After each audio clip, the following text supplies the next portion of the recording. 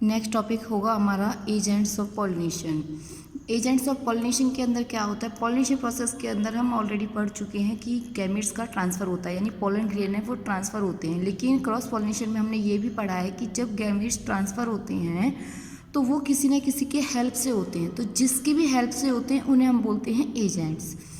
तो एजेंट्स क्या होंगे? जो पॉलिनेशन में हेल्प करते हैं। जैसे कि अगर पॉलिनेशन प्रोसेस यानी कि गैमेट्स हैं, अगर वो वाटर की हेल्प से ट्रांसफ़र हो रहे हैं तो उसमें एजेंट होगा वाटर। अगर एयर की हेल्प से हो रहे हैं तो उसमें एयर होगी। अगर इंसेक्ट की हेल्प से है तो इंसेक्ट एजेंट होंगे। तो एजेंट क्या होते हैं? The organism that help in the pollination process.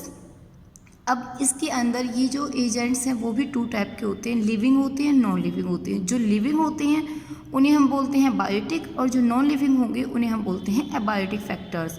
तो agents of pollination two types के होंगे, बायोटिक भी होंगे और एबायोटिक भी होंगे। तो जो एबायोटिक होते हैं तो एबायोटिक के अंदर विंड एंड वाटर होंगे और बायोटिक के अंदर एनिमल्स आएंगे।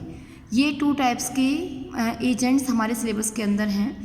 इसके अलावा हमें ये भी हमने पढ़ा हुआ है कि जब भी प्लांट्स हैं वो एबायोटिक ओनली कुछ ही ऐसे एजेंट्स होते हैं, only small portion of plant use abiotic agent, यानी बहुत कम ऐसे होते हैं जो एबायोटिक एजेंट्स को यूज़ करते हैं। अदरवाइज बायोटिक एजेंट ही पॉलिनेशन प्रोसेस में हेल्पफुल होते हैं, क्योंकि इनकी हेल्प से जो भी एजेंट्स होते हैं इनकी हेल्प से जो पोलन ग्रेन है वो स्टिग्मा तक पहुंचता है।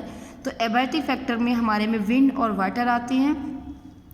लेकिन जब क्रॉस पॉलिनेशन होती है, क्रॉस पॉलिनेशन के अंदर यानी पोलन ग्रेन है वो काफ़ी अमाउंट में लॉस भी हो जाते हैं, क्योंकि flower produce enormous amount of pollen. इसी वजह से जो फ्लावर होते हैं वो पोलनों को ज़्यादा अमाउंट में प्रोड्यूस करते हैं ओव्यूल्स के कंपैरिजन में। विंड पॉलिनेशन के अंदर जो पॉलिनेशन विंड की हेल्प से होगी उसे हम विंड पॉलिनेशन कहेंगे, और विंड भी एक एबायोटिक फैक्टर है, ये हमने पहले ही पढ़ा था।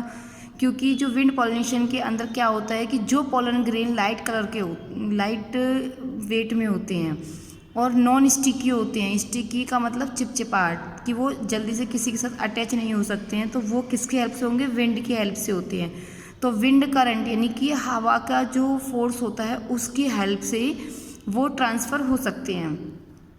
इसके अंदर हमने ये भी देखा है कि जो स्टेमन होता है यानी कि मेल पार्ट जो होगा, मेल पार्ट काफ़ी सारे पोलनों को जब डिस्पर्स करता है, रिलीज़ करता है, तो वो एयर की हेल्प से वो फिर ट्रांसफ़र होते हैं। लेकिन वो थोड़े ऑफन फैदरी स्टिग्मा, जो स्टिग्मा होती है वो कैसी होगी? फैदरी होगी, जो कि फैदरी यानी छोटे छोटे हेयर जैसी स्ट्रक्चर जो प्रेजेंट होती है वो होती है, छोटे छोटे हेयर से होते हैं, जो कि पोलन को अटैच करने में यानी कि ट्रैप करने में, रोकने में, पकड़े रखने में हेल्प करते हैं। विंड पॉलिनेशन के अंदर विंड पॉलिनेशन जो होता है often have a single ovule. जो भी जिन प्लांट्स के अंदर, जिन फ्लावर्स के अंदर विंड पॉलिनेशन होती है उनके अंदर ओव्यूल जो होता है वो सिंगल होता है, जबकि जो गैमेट्स होंगे यानी जो मेल गैमेट्स ट्रांसफ़र होते हैं वो लार्ज अमाउंट में होते हैं, और उनकी अरेंजमेंट इस तरीके से होती है। ये देखो, ये वाला जो फिगर है ये हमने देखा है, जैसे मक्का, मक्का तो सबने सुना होगा, मक्का है, ज्वार है, इनकी जो होती है वो एक पूरी की पूरी कॉब, टेसल, टेसल मतलब पूरी की पूरी इस तरीके की स्ट्रक्चर होती है। ठीक है, तो इस तरीके के स्ट्रक्चर वालों के अंदर मोस्टली जो पाया जाता है वो विंड पॉलिनेशन प्रोसेस होता है। और एग्जाम्पल जो हमारे इस सिलेबस में है वो इसमें एग्जाम्पल एक यहाँ पे कॉर्न आ जाएगा, कॉर्न कॉब, और दूसरा wind pollination is quite common in grasses. Grasses के अंदर भी विंड पॉलिनेशन प्रेजेंट होती है। ये दो इसके अंदर हमारे इसमें एग्जाम्पल हो जाएंगे। इसके बाद दूसरा एबायोटिक फैक्टर हमारा वाटर आता है। वाटर में भी देखिए हम देखते हैं कि 30% जो मोनोकॉट प्लांट होते हैं उनके अंदर वाटर है, और इसके अंदर जैसे कि कुछ प्लांट स्पीसीज जैसे कि एल्गी है, ब्रायोफाइटा, टेरिडोफाइटा होता है, इनके अंदर भी ट्रांसफ़र जो होता है वो वाटर की हेल्प से होता है। ब्रायोफाइट्स जो होते हैं, ब्रायोफाइट्स को वाटर की रिक्वायरमेंट होती है सिर्फ गैमेट्स के ट्रांसफ़र होने के लिए। जब मेल गैमेट ट्रांसफ़र हो जाता है तब तक, जब तक मेल गैमेट ट्रांसफ़र नहीं होगा तब तक फर्टिलाइजेशन प्रोसेस नहीं होता है, ये आप ऑलरेडी पढ़ चुके हैं। तो ये जो वाटर और विंड दोनों का ही काम क्या है? सिर्फ गैमेट्स को ट्रांसफ़र कराने का है। तो कुछ वाटर पॉलिनेटेड एजेंट्स के मतलब प्लांट्स हैं वो होंगे वेलिस्नेरिया, हाइड्रिला। लेकिन इसके अलावा और कुछ सी ग्रासेस में जैसे कि जोस्टेरा, ये इसके एग्जाम्पल हैं। कुछ एक्वेटिक प्लांट होते हैं जो कि कुछ एक्वेटिक प्लांट ऐसे भी हैं। अच्छा, एक चीज़ और है कि ऐसा नहीं है कि हमेशा जो पेड़ पानी में ही ग्रो करेगा, जो प्लांट्स वाटर में ग्रो करते हैं तो उनके अंदर पॉलिनेशन वाटर ही होगा, नेवर, ऐसा भी नहीं होता है। क्योंकि कुछ एक्वेटिक प्लांट ऐसे भी होते हैं जो वाटर के अंदर रहेंगे लेकिन उनके अंदर पॉलिनेशन जो होता है वो अदर स्पेसीज यानी अदर एजेंट्स के साथ होता है। जैसे कि aquatic plant like water hyacinth और वाटर लिली दोनों ही वाटर में ही लाई करते हैं, लेकिन इनके अंदर जो पॉलिनेशन होगा वो वाटर ना हो करके, क्योंकि ये थोड़ा सा एमर्ज अबव द वाटर यानी पानी के जो ऊपर ही परत होती है उसके ऊपर ये पाए जाते हैं, और इनके अंदर जो पॉलिनेशन होगा वो इंसेक्ट या विंड की हेल्प से होता है। वेलिसनेरिया के अंदर देखो, वेलिसनेरिया में फीमेल फ्लावर जो होता है, फीमेल फ्लावर है वो reach the surface of water, वो सरफेस तक होता है, और उसकी क्योंकि जो उसकी स्टाक होती है, टहनी होती है, वो थोड़ी लंबी होती है। जो मेल फ्लावर और पोलन ग्रेन है वो वाटर सरफेस पर ही रिलीज होती हैं, इसी वजह से वाटर की हेल्प से वो इजीली ट्रांसफ़र भी हो जाते हैं।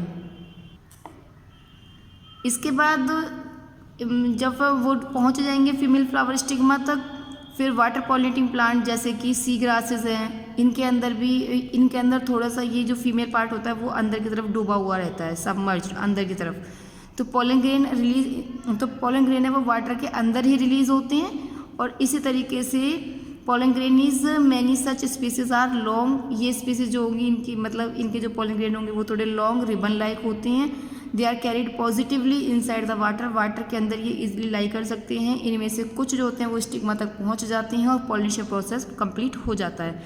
इसके बाद कुछ वाटर पॉलिनेटेड स्पीसीज हैं के अंदर pollen grain are protected from wetting by a, कुछ पोलन ग्रेन जो होते हैं उनके आउटर साइड में एक कवरिंग होती है that is known as mucilaginous covering, ये हेल्प करेंगे उसकी प्रोटेक्शन के लिए, उसको प्रोटेक्ट करके रखते हैं। तो इसी तरीके से विंड और वाटर पॉलिनेटेड प्लांट जो होते हैं वो कलरफुल नहीं होते हैं। ये क्वेश्चन बन जाता है बच्चे, इसको थोड़ा ध्यान देना कि जो जिनके अंदर पॉलिनेशन जो होता है वो वाटर से या विंड से होता है, यानी एबायोटिक फैक्टर की वजह से जिनके अंदर पॉलिनेशन होगा उनके अंदर दोनों चीज़ें नहीं होती हैं, एक तो वो कलरफुल भी नहीं होती हैं, दूसरा उनके अंदर नेक्टर नहीं होता है। नेक्टर का मतलब जो खुशबू होती है वो आती है, जैसे खुशबू जो सबको पसंद आती है वैसा नहीं होता है इसके अंदर।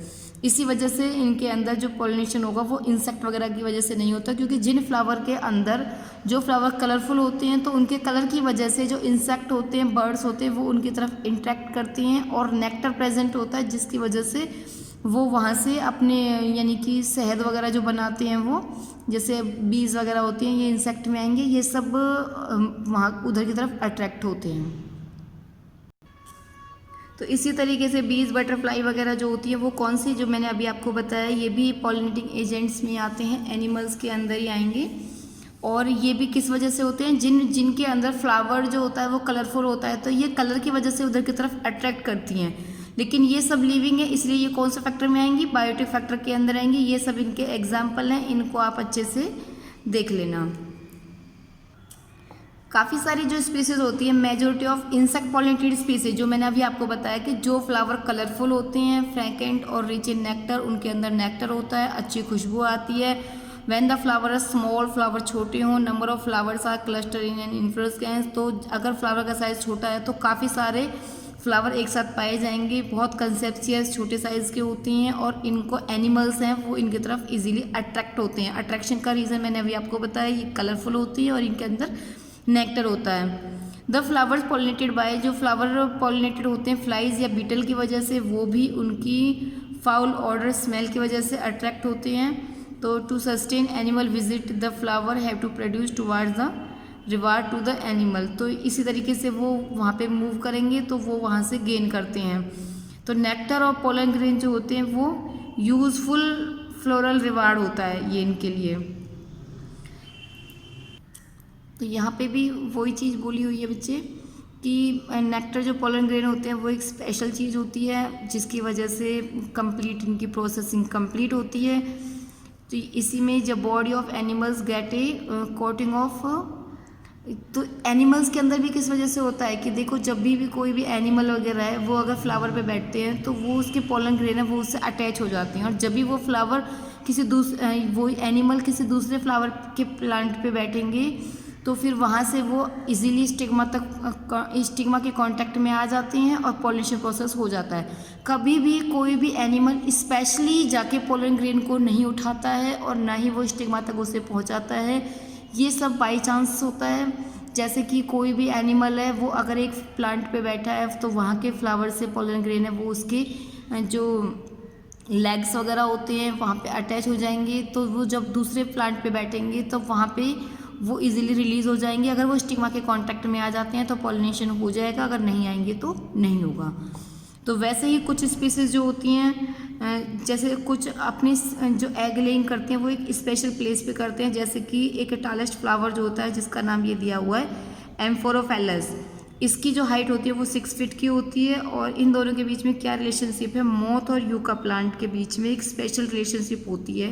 वो क्या होती है, देखो मोथ जो होता है बेटा, मोथ एक इंसेक्ट में आता है और यूका एक प्लांट है, लेकिन दोनों ही एक तरीके से हम सिम्बायोटिक एसोसिएशन जो हमने पहले भी पढ़ी है, 10th में भी पढ़ी थी, 11th में भी पढ़ी है, 12th में भी, 9th में भी। तो इसमें क्या होगा, इन दोनों को एक दूसरे से बेनिफिट होता है। देखिए यूका प्लांट जो होता है, यूका प्लांट का फ्लावर का साइज है वो बड़ा होगा। मोथ जो होती है, मोथ अपने एग को यूका प्लांट के फ्लावर में रिलीज करती है। और उसके बाद यूका प्लांट को क्या फ़ायदा होता है, यूका प्लांट में पॉलिनेशन प्रोसेस हो जाता है, तो दोनों को ही बेनिफिट होता है। देखिए कैन नॉट कंप्लीट, ये दोनों ही अपनी लाइफ साइकिल को एक दूसरे के बिना कंप्लीट नहीं कर सकते, क्योंकि जो मोथ होती है, मैंने अभी आपको बताया मोथ क्या है, एक इंसेक्ट है, वो अपने एग को इसके फ्लावर के, यूका प्लांट का जो फ्लावर होता है उसकी ओवरी के जो लॉक्यूल होते हैं वहाँ पर रिलीज करती है और get pollination by the moth. और ये जो फ्लावर होता है, ये फ्लावर है वो इससे पॉलिनेटेड हो जाता है। और फ्लावर को तो ये बेनिफिट हुआ कि इसके अंदर फर्टिलाइजेशन प्रोसेस हो गया, और मोथ को क्या बेनिफिट हुआ, मोथ अपने एग को वहाँ पे रिलीज कर देती है। तो the larva of the moth जब come out from the egg, जो ये इसने एग को फ्लावर में रिलीज किया था, जब ये एग से इसका लार्वा बन जाता है, as the seed start developing, तो उसके बाद उसकी सीड है वो डेवलप होना स्टार्ट हो जाता है और ये लार्वा रिलीज हो जाएगा वहाँ से। तो इस तरीके से ये दूसरे के बिना कंप्लीट नहीं कर सकते अपनी लाइफ साइकिल को। दोनों का बेनिफिट आपको समझ में आ गया होगा। यूका प्लांट को तो इससे बेनिफिट होता है क्योंकि मोथ एक इंसेक्ट है, ये एक एजेंट की तरह काम करेगा जिससे कि पॉलिनेशन प्रोसेस इसके अंदर कंप्लीट हो सकता है। और दूसरा इसको मोथ को ये बेनिफिट होता है कि मोथ अपने एग को इसकी जो ओवरी के लॉक्यूल होते हैं उसके अंदर रिलीज कर सकते हैं। इस तरीके से दोनों को बेनिफिट होगा। कुछ टाइम के बाद एग से तो लार्वा फॉर्म हो जाएगा और वो वहाँ से अलग हट जाएगा। उसके बाद जो प्लांट की फर्टिलाइजेशन प्रोसेस की जो नेक्स्ट स्टेप्स होते हैं, जैसे कि जायगोट के बाद एम्ब्रियो जो बनता है, एम्ब्रियो से सीड, तो सीड बनने का प्रोसेस है वो कंप्लीट हो जाएगा। तो यहाँ तक आपको मेरे हिसाब से क्लियर समझ में आ गया होगा बेटा। Thank you.